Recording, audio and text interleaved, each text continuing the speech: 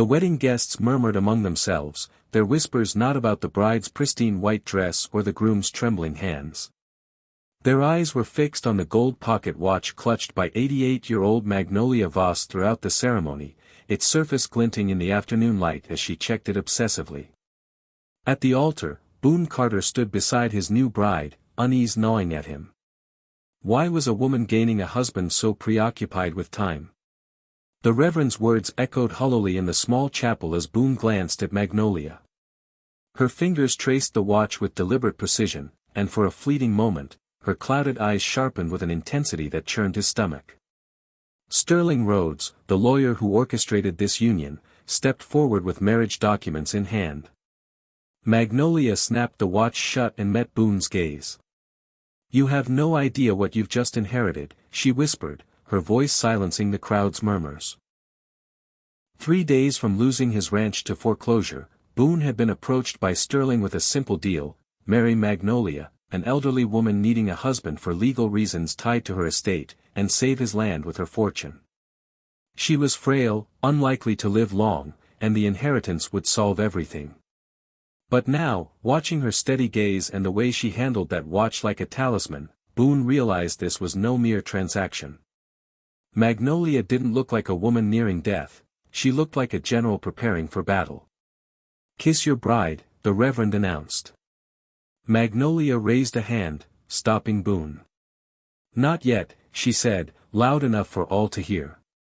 "There are conditions he must understand." Sterling paled. This wasn't the plan.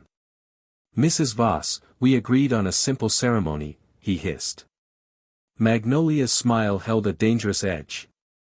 "You arranged a husband, Sterling, not a puppet. If Boone wants my fortune, he'll need to prove he deserves it." Addressing the congregation, still gripping her watch, she declared, "This marriage comes with a test, beginning tonight." The chapel's atmosphere shifted. Boone felt the ground tilt beneath him as guests filed out, casting uneasy glances. He remained frozen at the altar, watching Magnolia fold the marriage certificate with care, tucking it beside her watch. Sterling paced, his polished shoes clicking like a timer. "This is highly irregular," he protested. Magnolia adjusted her black shawl, her stare cutting through him. "You had an agreement, Sterling. I had a plan." She turned to Boone.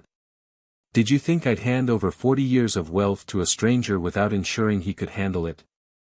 Boone's voice emerged rough. "What kind of test?" Her smile was cold. "The kind that will make you rich or unravel everything you believe about yourself." From her pocket, she produced a worn brass key. "This opens a room in my house. Behind that door lies the truth of what you've married into." Sterling's panic surged. "Magnolia, he needs time to adjust." She cut him off.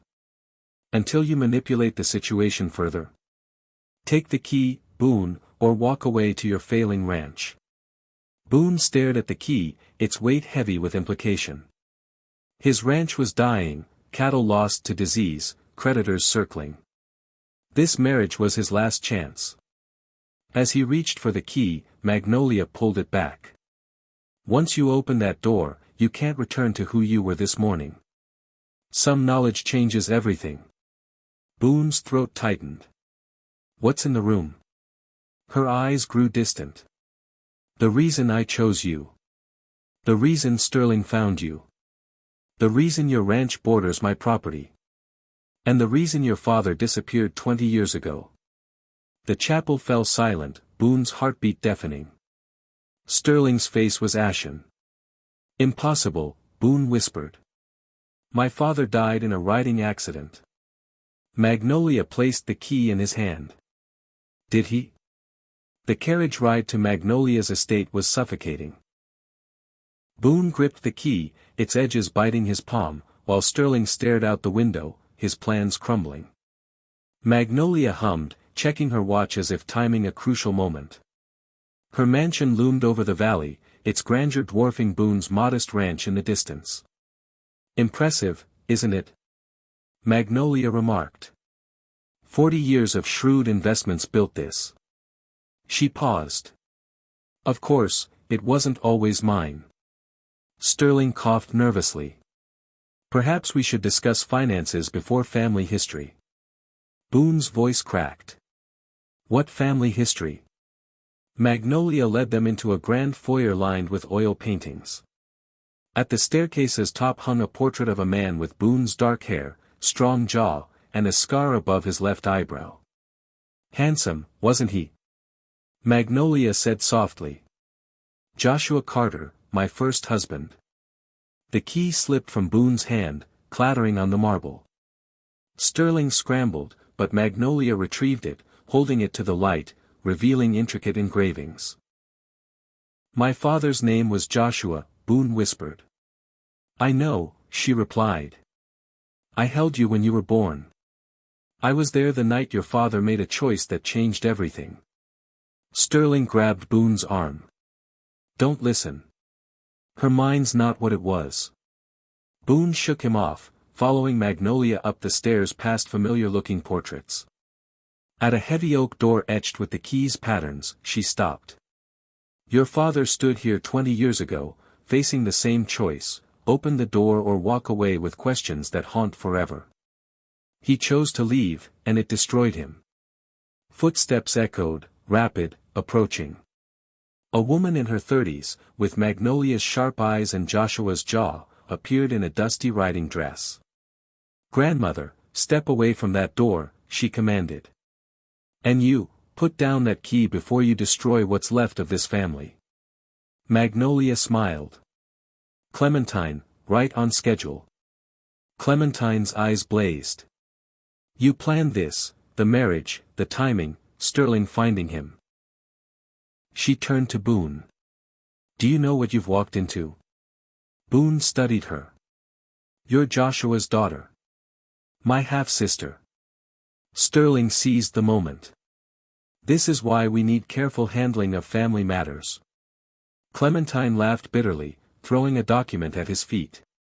Your marriage contract is worthless. Grandmother's been legally dead for 3 years. Silence gripped the hall.